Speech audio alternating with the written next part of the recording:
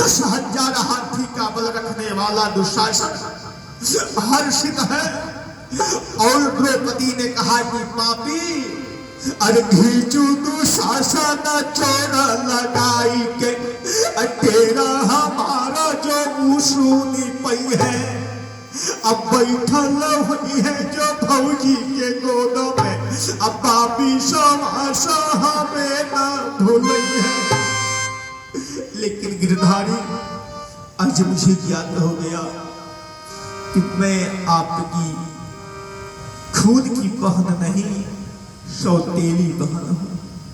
अगर तेरी बहन सुभद्रा पर यह दुख आया होता ना, तो इतना विलंब तुम नहीं करते।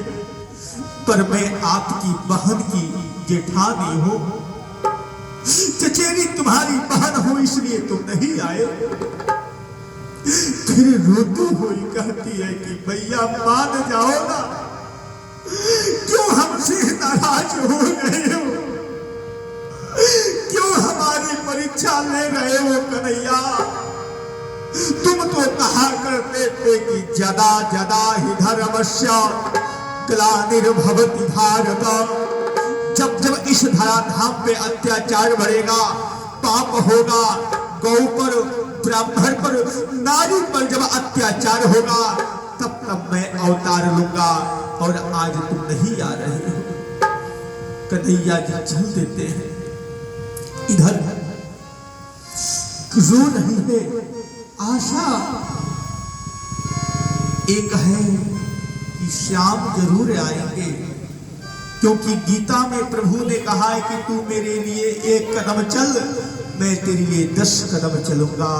और रोती हुई कह रही है और गिर के बेहोश हो जाती है कि यावा यावा कान्हैया चली आवो, हो यावो यावो कान्हैया चली आवो, चली आवो तुम पान से, दरह लागे लागे पापी परिमान से, दरह लागे लागे पापी परिमान से, आवो आवो कन्हैया चली आवो, अपने मकान से, लागे लागे पापी परिमान से।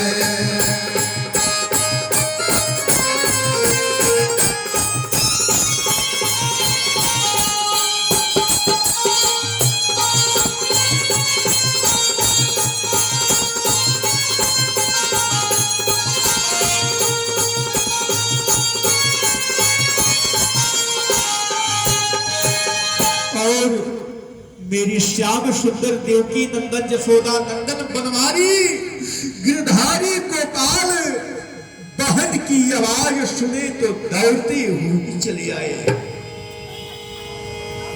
घन श्यामा सिंहासन छोड़ी चले, तत्काल दौड़े हुए आ रहे हैं। और जो ही हस्तिनापुर पहुंचे तो क्या देखे कि मेरी बहन तो रजस्वला है, मैं कुछ नहीं कर सकता। तत्काल अपनी भगवती महामाया को याद करते हैं। श्री राधा देवी प्रकट होते हैं, कहती है सरकार आदेश करो। नारायण कहते हैं कि वस्त्र में समा जाओ, आज तुम्हें जरूरत है। और वही अष्टरात्रि राधा भगवती आके चीर में समा जाती हैं। कवि ने बहुत सुंदर लिखा कि सारी बीच नारी है कि नारी बीच सारी है, अरे सारी बीच नारी है कि नारी बीच सारी है, सारी ही की नारी है कि नारी ही की सारी है। हजार मीटर वस्त्र के बाद जब पीतांबर आया, तब लोग कहे कि आई लवा पीतांबर वाला। द्रौपदी की लाज बच गई, पर द्रौपदी तो बेहोश अचेत अवस्था में है।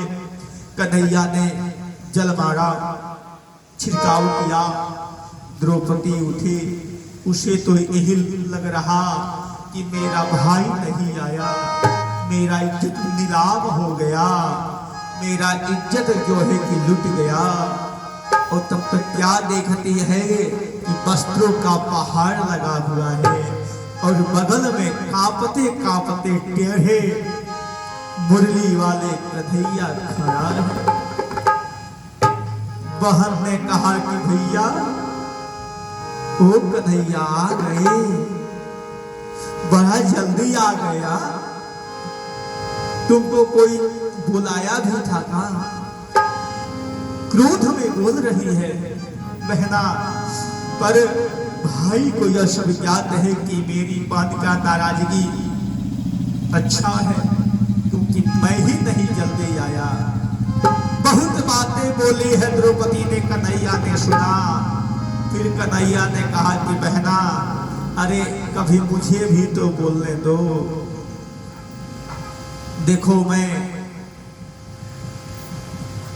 तुम्हारा लाज नहीं गया है, तुम्हारी लाज बुझ गया।